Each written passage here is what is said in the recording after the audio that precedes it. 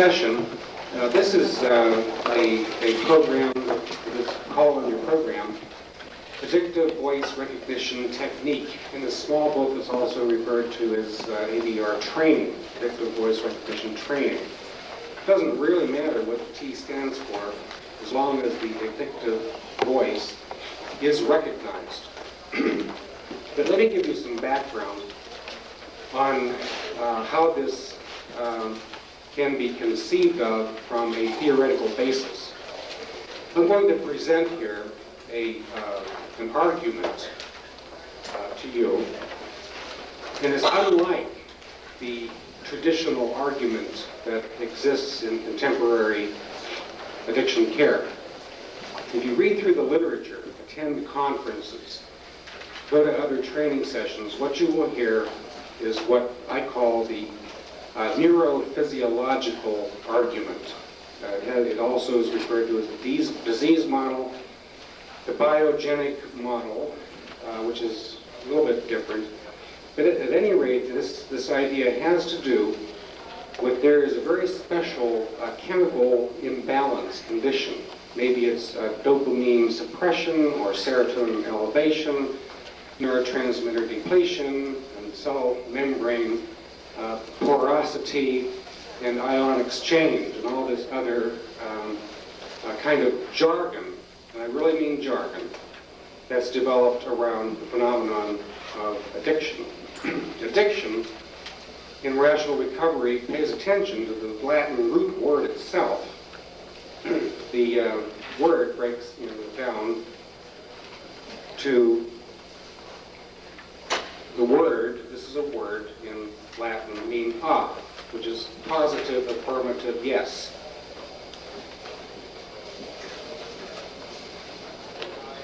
Dictum, dictus, whatever it is a verb, which means say.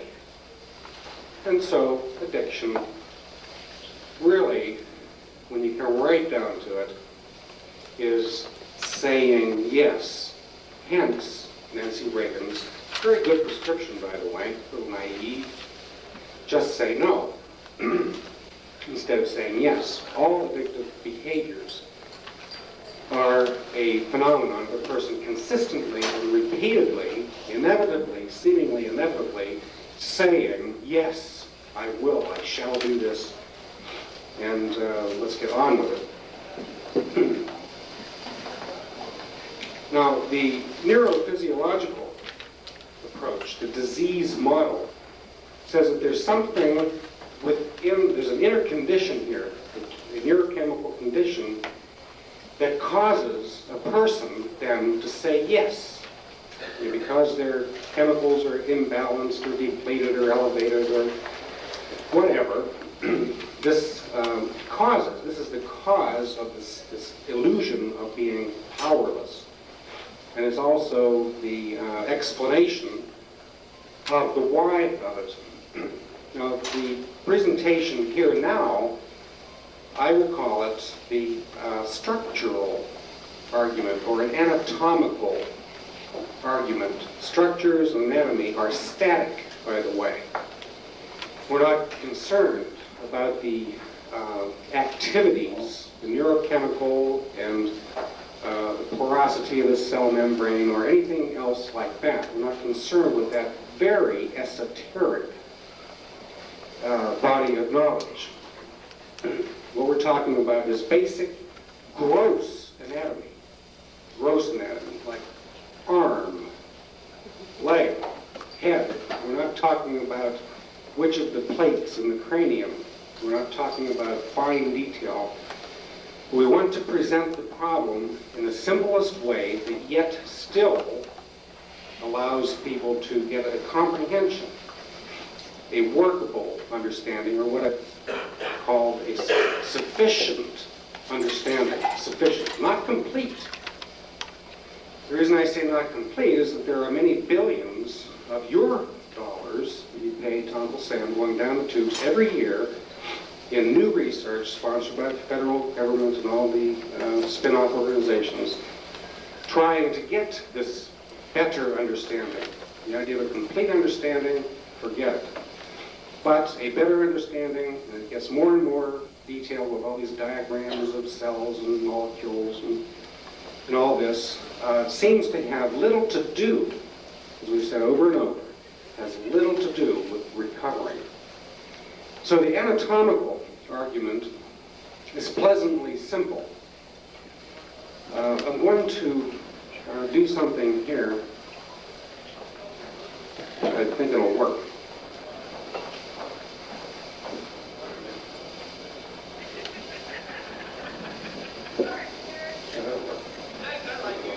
I want to use both hands here. Somebody could just hold it for you. How about you, Ron? Okay, in talking, when we talk to a person about the addiction, we can use our hands in a very effective way. Like here's the forearm and our fist. The forearm, as you see over here, is the brain stem, that little string on the bottom. But that's my art, by the way, for a human head. That's a head. Self-portrait. There's a nose over there. There's a brain stem coming in down there. There's a chin, the mouth, the bottom. That great big circle inside the head is the neocortex. That ball at the end of the brainstem is mid-brain, or old brain. You may have a better name for it. You don't want to call it the hypothalamus or whatever you would call it, but it's there, believe me. Okay, so in talking to somebody, we can say, look, here's your spinal column, and right at the end of your spinal column is the part of the human brain that existed long before there was anything else added in evolution. If there was such a thing as evolution, it seems there was. But if there was evolution, much later, there was something that grew, maybe like a tumor, granted, on top of this original brain. Now, this original brain is responsible for the basic survival, the basic appetites, the automatic behavior, the memories are things. There's a whole list of functions. Seeing is connected here. Seeing is here, but reading is out here on this new brain, evolutionarily, the neocortex. So we can say to people, look, this is the way that your head is set up. You got this, and you got this, and you got this. The appetite now to go to sleep seems to be down here. When you feel somebody tramps on your foot, that's happening here. Is evangelism active? We think so.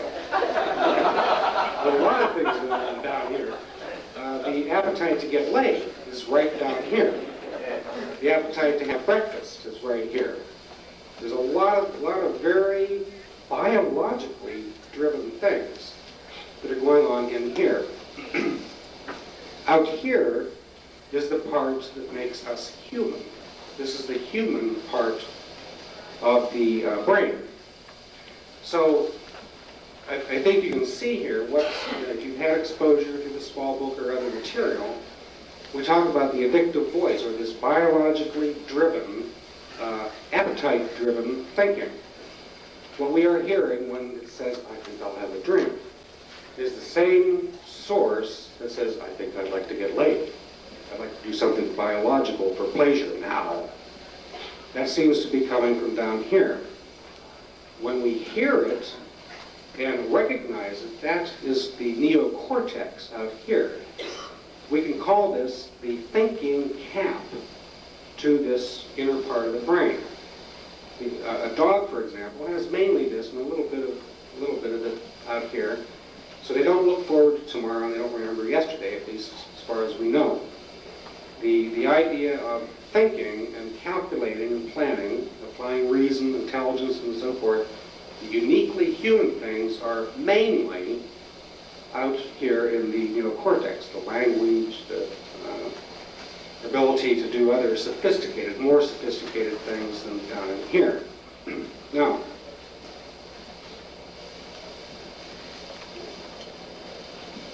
let me continue. It was an awkward position. When we start a a program in residential, this is usually something that we get across on the first day, that we are biological organisms, and it's nice to know how we work, functionally, how we function. When we start talking to people about why do I drink so much, they ask that I ended up here. We ask people coming into residential, well, what do you want out of the program? And very often we get the question, I want to find out why I have been drinking so much that I ended up here, that I've been arrested, now I'm getting divorced, and all these bad things. So we ask them, well, supposing that you find out why, then what do you think will happen? Well, if I find out why I have been drinking so much, then I won't want to drink. So when we get this kind of a very stereotyped reaction, we just simply mark it, because on day one it is a little bit too early to present the rather stark, unadorned, rational idea that the why of it has to do with something very, very simple. Instead of having our drinking be a symptom of something else, we simply propose to people that we drink because we choose to drink. Now granted, we may have had ancestors who drank a little too much. Granted, we may have had disappointments in our childhood. Granted, maybe some of our heroes drank. Granted, there's many things that may feed into it, but ultimately, the immediate cause of drinking is thinking that says, I'm going to drink. I'm going to drink. In rational recovery, what we're setting up here is a head game. This is a psychological strategy for people to start listening with their neocortex, or paying attention with their thinking apparatus to hear, to start listening to the thinking that goes on in their heads that says, in essence, I'm going to drink some more. I talked to several people prior to our meeting here today, and I'd also like to invite people here who have examples in their own lives with a difficulty with alcohol addiction. While you're listening to the next segment, think if you would like to contribute a little dialogue with me. There's a couple of people that I've spoken to ahead of time. There's a very simple thing that we do in addictive voice recognition technique. There's nothing mysterious about it. There's nothing highly technical about it. And as we try consistently to do in rational recovery, we try to make it simple enough for people to really understand simple elementary ideas. Now, the addictive voice that seems to come from a deeper biological level can be described. We think it's very important that people get acquainted with their own addictive thinking. It's very difficult for people to recognize. In fact, when a person is addicted, that's simply one way of translating that is to say this person is not recognizing something. There's some failure to understand where the thinking is coming from and understanding how to strike it down or resist it. So we encourage the use of adjectives, and they may be different for each person, by the way. This is not something that we can say that we know that your addictive thinking has these characteristics. Some of them are fairly universal. People who have had persistent problems with drinking, we can conclude right up front that the addictive voice is very persistent. In episodic alcoholics, you can use that expression, we can take a pretty fair guess But they have an addictive voice that is patient. It can wait a week. It can wait a month. Sometimes they wait a year. A person who has an addiction that seems to reoccur during special celebrations. Okay, we can get an adjective for that addictive voice. The addictive voice is salubrious, it's bacchanalia. It's a good time type of quality that that person's may have. And within one person, there may be a long list, maybe even 20 or 30 adjectives. The reason for this is that the voice for alcohol, and the why of it is not entirely clear to me, and if anybody knows, that's great. But this appetite for alcohol can be very strong. It can be extraordinarily strong for a specific substance. It can be coke, it can be alcohol, it can be heroin, crack. We think it's about all the same. There's some differences, but essentially, people who are addicted all seem to have internalized thinking. They think to themselves about their substance of choice. So by identifying the characteristics and starting to understand I have a very persistent addictive voice in my head, and it's very patient. Sometimes it's seductive. More than one person besides me has reported that my beast, my addictive voice, changes gender. It's a cross-dresser. It takes on a female voice. When I want to drink, it says, oh, would you like to drink? And there's something that would penetrate, excuse that expression, but it can get one through. It gets through using different charms, different means, different strategies to dissolve the rational ambition here to remain sober.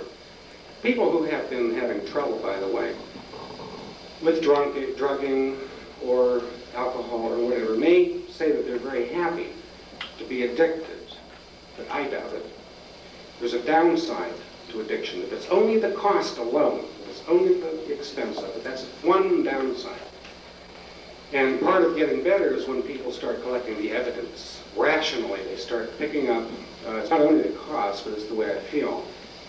And it's not only the way I feel and how much it costs, but I'm losing friends. And it's not only that, but my future, what's the meaning of life? And I can't really hold a job, and I've missed out on many opportunities. All these things become rational reasons. These are rational as can be, yet the person would continue to have this inward experience of saying, oh, screw it, do it, go get some, stop later, it'll be the same tomorrow, you can work on the problem tomorrow, but don't stop right now, it says. This is the it that we refer to. We're setting up a dialogue, literally a dialogue, where a rational person can learn to discern that certain styles of thinking, certain modes of thinking are really occurring in order to get more of it, more coke, booze, heroin, or whatever. And as it starts, a person can learn to alert themselves, to set off an alarm. Some people say, I actually imagine a siren. When the idea of drinking comes in, I go, in my head, just as a little thing that I do, because this stuff has caused me so much trouble. I know that I'm in danger once I start to think about it. Okay, the way we would explain this has nothing to do with cell membranes, neurons, or anything else. We just say, hey, look, this part of the brain down here is talking to you. You're listening to Mr. Brainstem when you hear this thing about drinking. People in Australia, we went to a conference in Denver a couple years ago. People down there call it lizard brain. They ain't got no intelligence, they just don't know nothing. except it wants to drink. Now we describe it in ego-idiom terms. I think you're very clear on that. Because there is this quality that it just simply has no regard. You know, the it, the addictive voice, which down here says, drink is good for you, has no regard for tomorrow. I mentioned before, dogs don't really plan what they're going to do tomorrow. At least the ones that I've known do not plan much. They just sort of, what's next? We heard that other comment too, what's next? And this does not ask what's next at all. It just says, what's now? Let's do it. And some of the technique, I'll give you a couple of hints here of how this thing works to give you a flavor. Just now I used the expression, let's have a drink, and I was referring to the addictive voice. Sometimes it's useful to become imaginative, to use our intuitional, imaginative abilities to characterize, to give this a character as an inner psychological entity, a thing. In fact, the original tag from this addictive voice, you see the old journals for sale out here, was thing, of all things. It was thing. What is this thing that keeps going off? I walk down the street, this thing happens to me, this thing comes away. So as time went on, the characteristic of it, its ruthlessness, its willingness to tolerate the suffering of its nice host, us, is infinite. It doesn't care, and it only wants to drink. So we have suggested that some people, at least, might want to refer to it as a beast, with those rather primitive characteristics. It helps us to, once again, dissociate from it if we choose to do that, and to identify the self-talk itself as a genuine enemy. We wouldn't take the advice of an enemy, so when we hear this and have decided that alcohol, self-talk is the enemy, we're much less suggestible to it. But getting down to this word let's, I ask the question very often, right before you relapse, you've been sober for a week or so, right before you relapse, what were you thinking to yourself? So I'm thinking, well, I've been sober for a week now, and I feel real good now. I feel fine, and I don't know what was wrong with me a week ago. I was just feeling bad. I had too much to drink, and what the heck, let's have a drink. That's what I thought. And so we've learned enough about this by now to say, well, what's this let's business? What's going on with me? I was talking about you, and all of a sudden you're using a plural pronoun. And the people say, oh, did I? Did I?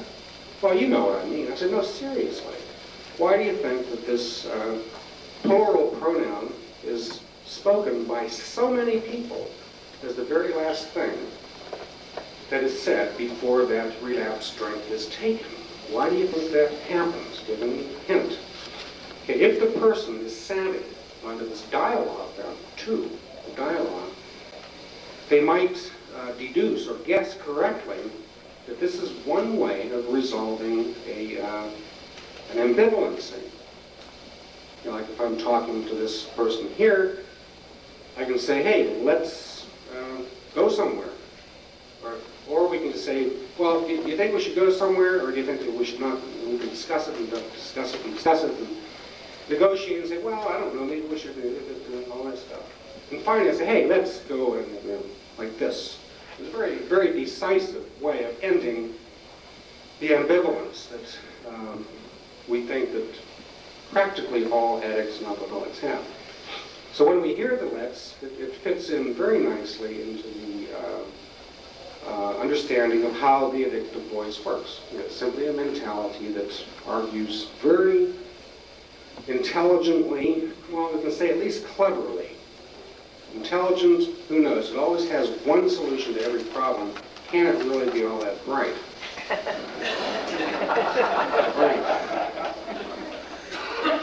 So it has this character. as people become more aware of their own addictive voice, they begin to do something that's very interesting. And probably the people in Hampstead are talking about it. I know that our residential people are. They begin listening aggressively. This, the first transition that we see in AVRT is when the person can objectify it. That's it. And they say, oh, now, that voice. Oh, now I know what you mean. That voice. Yes, I've had that for many years. Okay, when they recognize it, that's the first part. And they say it. Then the next phase in really going forward is the aggressive internal listening. I don't know of any way that we could help a person to not have ideas about drinking, because there's a memory of past pleasure that's quite apparent. I can remember exquisite, intoxicated buzz pleasure from Jim Beam. I just won't ever forget that. Other people who have been addicted naturally can recall that. So naturally there's a memory and perhaps an appetite or a wish, whatever you will, that comes along with being recovered in the past tense. There's sometimes a wistful feeling and all that. But it's only when people begin to aggressively listen. See, I'd like to hear what this sucker has to say next. I've heard some real weird ones coming through. So this will be interesting now to see what comes up next. Then we've changed the game board. Now it's no longer fourth down and ready to punt. Now it's first down. Now we're on the offense, working aggressively on this nemesis, this inner addictive nemesis. When that happens, people report a very rapid improvement in mood. And they say, you know, this really feels good to be in control. I believed for so long that I couldn't control it, that I was out of control, that I was powerless, that my life was just a trajectory. It's a matter of time until I hit the dust. It feels good because I'm in control. Now I can start planning a life for my own self, for my own goals. So the question comes up, how would a person get from passive listening and just simply being able to recognize it to a stronger position which would be a durable resolution cognitively, a durable cognitive resolution. It seems that as long as the possibility of drinking exists, as long as that hasn't been ruled out, this sucker down here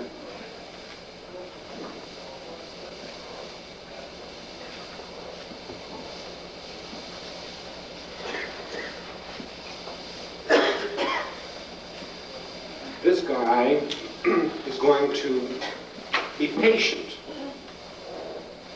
He'll be patient, and he'll sit down there and thinking, well, never say never. Never say never. And this guy's going to get out probation in about 6 months. That'll be fine. There's an understanding, an implicit understanding.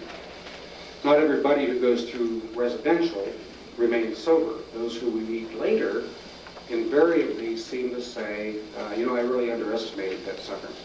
I underestimated what it was. As a matter of fact, looking back now, when I left the program, I was saying one thing, that I had a big plan to refrain, to forego all future use of alcohol.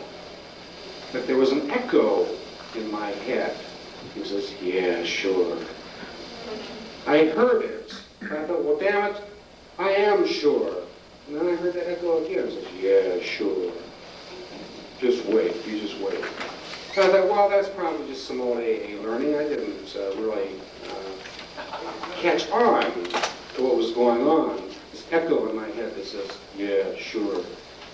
But what it is a very systematic effort for the inner appetite-ridden brain to pull the carpet out from the rational self. You have this nicely folded thing out here that thinks. It was trying to change a decision. Now there are other phenomena that we're observing that are now finally getting written up.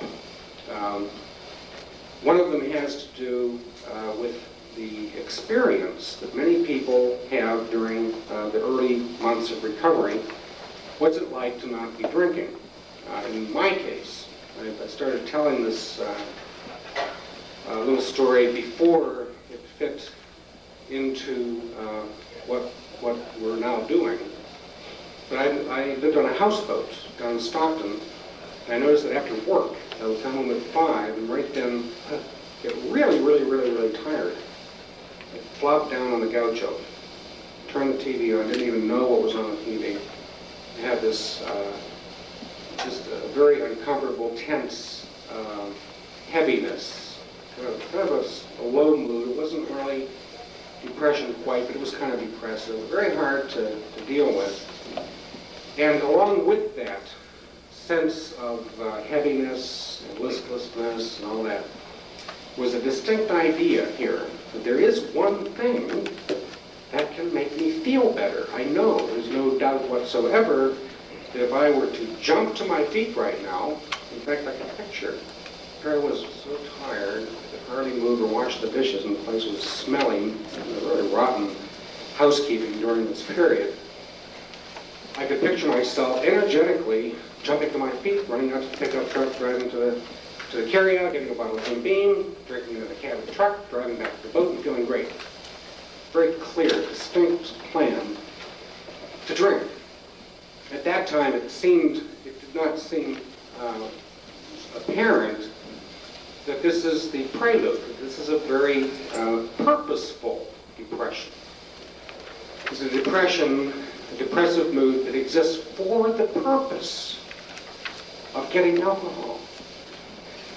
When a person is in this state of feeling low, and oh boy, all this feeling, when a person's in it, the mood is not identifiable. Why am I going so bad? The idea that I'm suffering an alcohol deprivation or deficiency does not come to mind, but it does turn out to be the cure for it. See, the suggestion is very strong that if I drink, I'll feel better. But there's no explanation of why the low mood is there. So this illusion that I'm just naturally down, and the only thing that makes me feel good in life now is alcohol. So that's what I'm driving at. So this, the first time that I had any insight in my own case, that was 10 years ago, was when I just thought, well, by golly, it might be nice to have a drink, but I don't care how bad I feel anymore. I give up. I don't care if I feel worse than I feel. I'm just simply not going to go get booze. This is something between me and myself, and I'm not going to drink. And at those times, I noticed that the sense of heaviness dissipated. It receded, and there was kind of like, okay, now, so what else is there? What's on television? What am I watching? There was a change in that mood. Many people report the same thing, that when the ambition to drink is squelched, the ambition itself, that the person then, that there isn't this conflict, that it seems to be very draining of a sense of well-being. This is very typical of what we find in the residential program, and the question of how do we get from passive listening to the addictive voice to aggressive listening has to do with a big plan. What I described to you, and many people describe, is the point at which the person says, look, I got bigger problems and feeling bad, and they're all caused by alcohol. And there ain't going to be no alcohol. When that decision is made, when that big plan, in effect, is made, it's like a punch into the solar plexus of this thing, this addictive entity, and it knocks the wind out of it. so that it no longer is creating this restless mood to drink, and a person then feels, quote, normal, unquote, or whatever that is, returns to a kind of a neutral mood that's appropriate to what's going on. We think this is very important during the early phase of recovery to figure out, for each person to figure out in their own way, and to take a look, to consider a big plan. Now the groups, our groups, and the residential and the hospital programs, I was very pleased when Alan Carney pointed out, say, we're here to help you get what you want. And we're not going to be preaching to you to say what you should and shouldn't do. That's rational recovery. We don't do it in the groups, we don't do it in residential.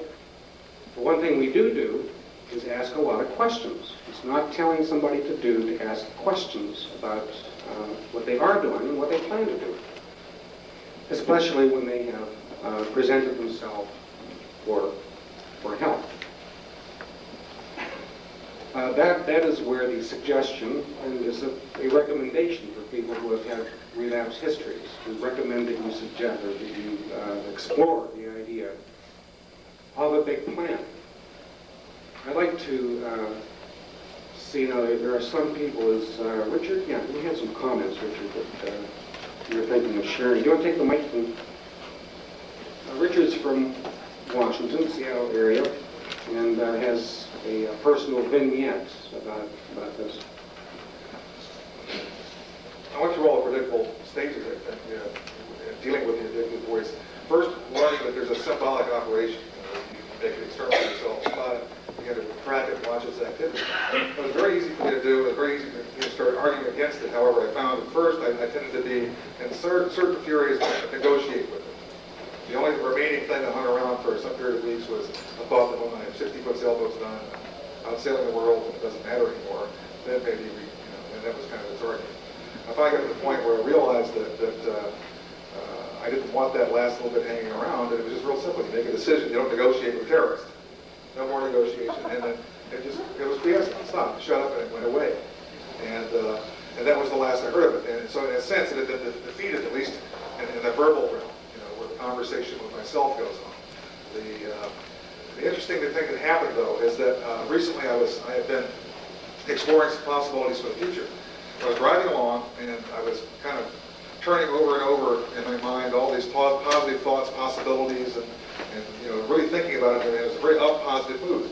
And then just suddenly, with no external event whatsoever, I just found myself in this completely dead, flat space. It was a complete shift of the whole context of my consciousness. All the same thoughts and ideas that I was just fondling a moment ago with a delicious sense of anticipation and a positive expectation. Now, those same thoughts, ideas, and symbols have the appearance of being meaningless. And little voices up back there would say, it'll never work. It can't be done. It isn't worth doing. So like all the meaning and energy went out of my experience of myself, and the very same thoughts I was having a moment before now had a completely different, cast and look to them. It was sort of like a couple times in my life I felt that. This wasn't a real extreme thing.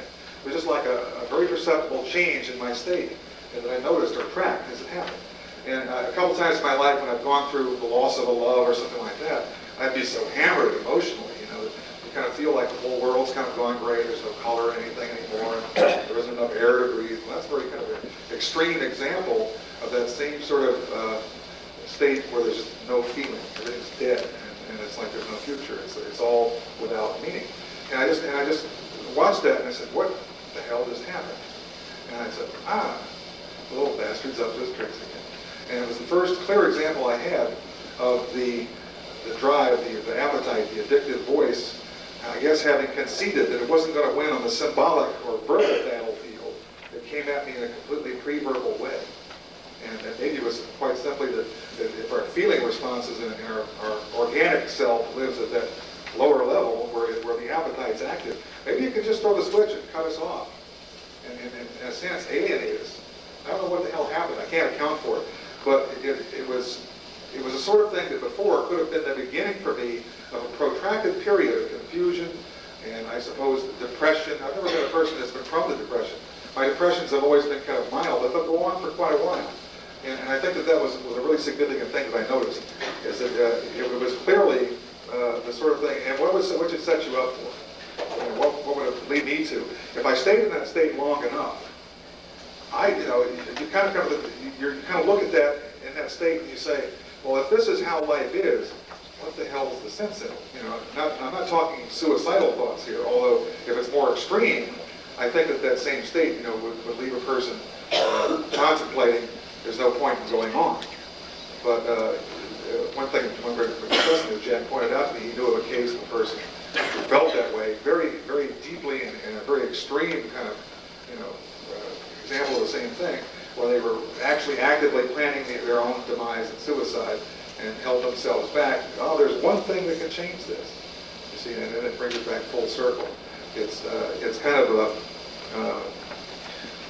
a guerrilla war. You see, it's not all in the in the verbal realm in the mind as far as the conversation.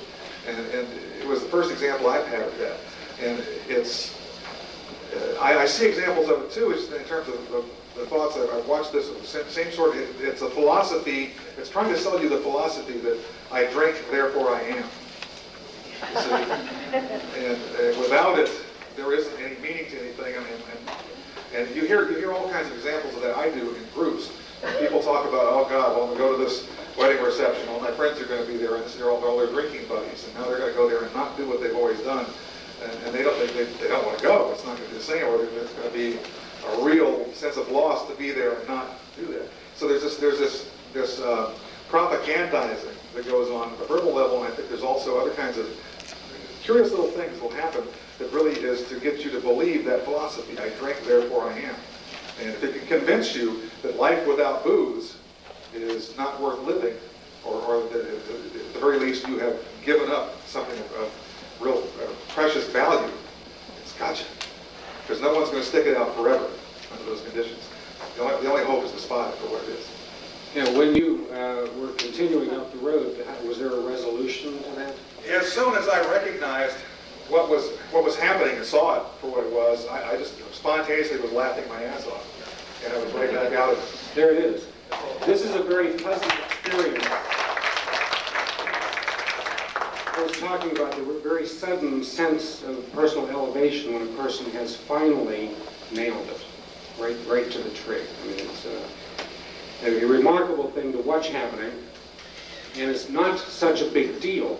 It's not the kind of an insight that is mysterious, New Age-ish, or anything else. It's simply the application of IQ, reason, and perseverance. I think there's a critical quality of personal perseverance, a willingness to go ahead and do this, make a commitment to the principle of personal abstinence. Jack, one thing I didn't mention, which just occurred to me, that I had no thoughts in this whole little episode. I had no thoughts in any way, shape, or form about drinking. But that is what it was about. I jotted up here that pre-verbal, he used that word, does not mean unconscious. And he says, I didn't have any exact substance idea right then, right at that moment. But when I figured it out, I could tell that's what it was. So the pre-verbal, pre-symbolic level would be fine. But this was a very conscious experience. Everything that happened there is right there, accessible, and all we need to get here is the rules of this game. It's an inner head game, as I said before. It's a simple game, and once you figure it out, it's like the Chinese puzzle. You can spend months trying one, and find, oh, that was simple enough. And there is an insight that's critical to it. I wanted to ask some questions of just before we wind up here, of a woman I spoke to before. If I can get back to that file here.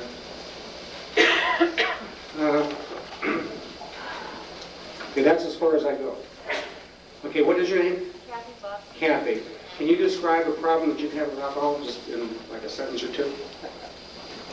Describe a problem that I've had. Yeah, no, well, describe your problem with alcohol. Oh. In just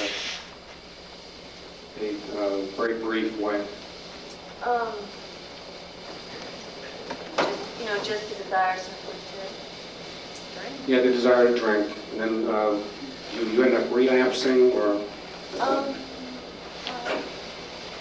Well, I would go, when I tried to quit a year last year. Yeah. I'd go 90 days, I'd have a couple of drinks. I'd go 90 days, I'd have, stay out for a day. Yeah. I'd go 90 days. And then since I've gotten a book, Yeah. I haven't had anything to drink Okay, you've been successful for how long now? for 4 months. Okay, now your addictive voice is shown to be patient in the past, so able to wait those 90 days and then boom, Right, drink some more. And you've gone longer than 90 days, right, 4 months now instead of 3. right. What's your plan for drinking in the future? I tried not You plan to not drink? to not drink, period. Okay, and how does that feel? It feels right, it Yeah. feels good. Is there any discomfort associated with that?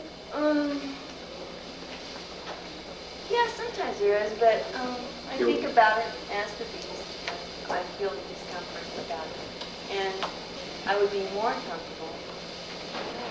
Yeah. I would. How do you feel about the idea right now that you'll never, ever drink anything again in this whole life? That's right. I feel fine. You feel fine about it? I do. Okay, this is fine, and I think she's being candid.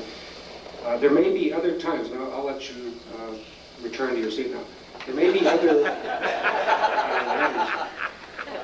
Okay, there may other people hit report when I think about drinking in the future, I feel very uncomfortable. And this is what I was looking for. Usually people at this stage of recovery are still quite ambivalent about it unless they've done some real serious homework. She may have done some major homework on this idea of drinking in the future. That was a audio cassette cue there. Okay, but in the Rational Recovery residential program, we ask that series of questions. They can be asked, I think, to anybody in a group to start out and say, what is your plan? The person will come and say, I have this trouble with alcohol, I relapse every once in a while, I cannot get stopped on it. To just right up front say, well, what is your plan? Usually, almost always, we get a much more ambivalent response than she was able to give here. She said, I'm not going to drink in the future. I don't have any second thoughts about it. I'm just not going to do it in the future. Usually, people say, well, I guess I'm going to have to stop drinking. This does not really answer the question, what's your plan? It would be much better if I would quit drinking. Well, if I quit drinking, well, my life would get a lot better. Okay, these kind of responses are what we can call the waffling effect. The person is highly ambivalent. The addictive voice down here is saying, hey, don't make any commitments here that you're going to have to keep, for crying out loud. And, or go ahead and say anything to these people that you know that you'll be drinking in the future. I mean, you can't really say forever. Besides, if you set a goal up here to never, ever do anything, that's a big commitment. And just think of what a big fall that would be if you failed. If you somehow slipped up, you'd feel like a real worm house, a total failure. That would prove what you've always suspected, that is, you can't do anything right. So why set up such a big failure as to say you'll never drink again? My goodness, my goodness. This is the addictive voice, using quasi-rational, irrational terms to protect the supply. Using RET, then, we have a very nice counter which says, wait a minute, you can certainly plan to do something perfectly well. There's no problem whatsoever in intending to do something perfectly well. We can also be quite self-forgiving if we stupidly choose to drink again. We can be very self-forgiving and not measure our worth by how well we do in recovery. That gets back to the general RET, where we have that very effective way of not attaching our ego to the problem. Yes, Harvey? When I first came in contact with this thinking when I read your book, I quickly recognized that my addictive voice had learned to mix my confusion and anxiety about 12-step treatment with my own desire to drink and use drugs. So my addictive voice would say things like, "You'd really rather be face down in the gutter, stone drunk, than ever say anything that sounded half that stupid," which was true. Yeah. I would have. And so I would confuse this whole thing, which would lead me back to relapse after relapse. Yeah, this is a common thing, and it has enormous, vast social implications in this country. The American society has been presented with this option, this AA or the gutter. Ask them, they'll tell you. If you don't work a good program, it's the gutter, hospital, jails, asylums, or something, death, cemetery. And with this kind of thinking, addictive thinking going on, Mr. Beast here is having a heyday in this country. He's run wild. He's taught everybody that this neocortex, in this country at least, is worthless. We may as well take that thinking cap off and can it, because we don't want to be prisoners of this tumor up here, do we? We wouldn't want to be impaired with our neocortex, now would we? So that's where we are in this addiction care scheme. There's a question, where was that? It Back wasn't a there. question, it was a comment. I told Harvard one day, I was told that my mind was my worst enemy. There it is. Not Over useless, and my over. worst enemy. Yeah, you're a prisoner of this mind Yeah, of worse. yours. And they're saying, in essence, and I'll try to do this, they're saying, this guy is supreme. Supreme. This, you may as well throw it away. This is all we are. We are animals. We have no human competency that we can apply to the problem of addiction. Actually, it's even better than that, because if you want to find out where the beast is, there it is! That's the beast! Get rid of it! Yeah. It's really your enemy. It's not only worthless, it's positively harmful. Yeah, the idea that the beast speaks through AA is not new. Yeah, this is a society that very clearly has been described as a lot of sick people keeping other people sick. And if you think about what's going on, it adds up.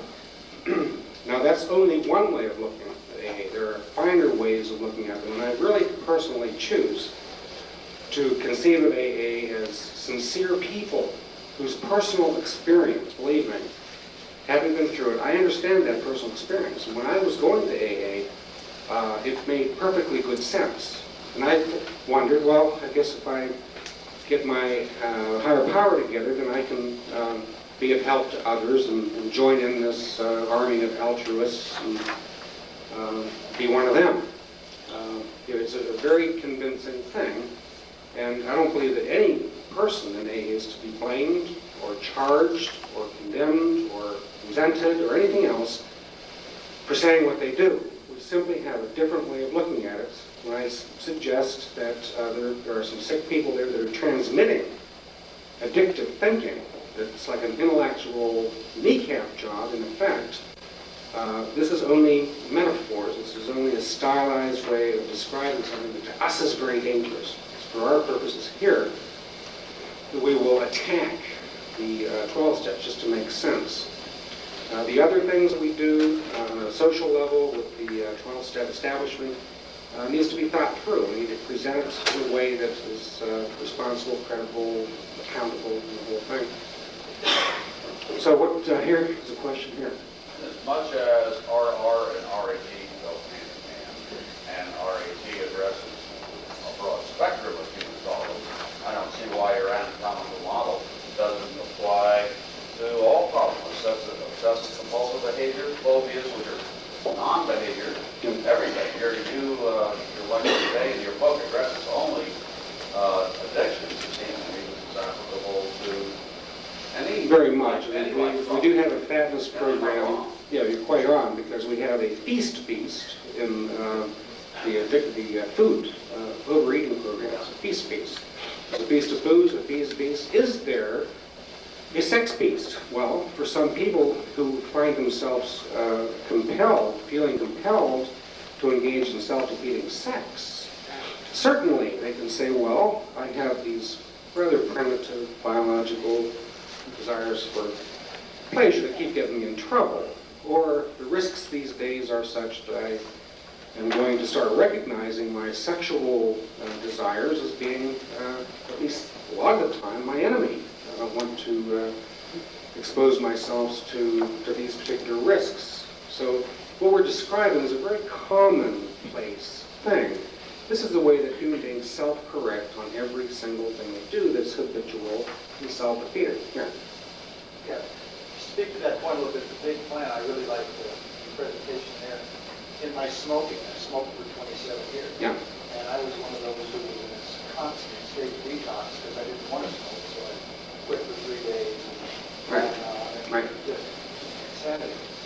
And the day that I quit was the day that I gave myself permission to just go crazy because my voice kept saying, Don, if you keep using, I mean, if you don't use, you'll emotionally go completely wacko. Yes, right, right. Finally, I said, so what? Yeah. So you had trouble with Smokey the Beast.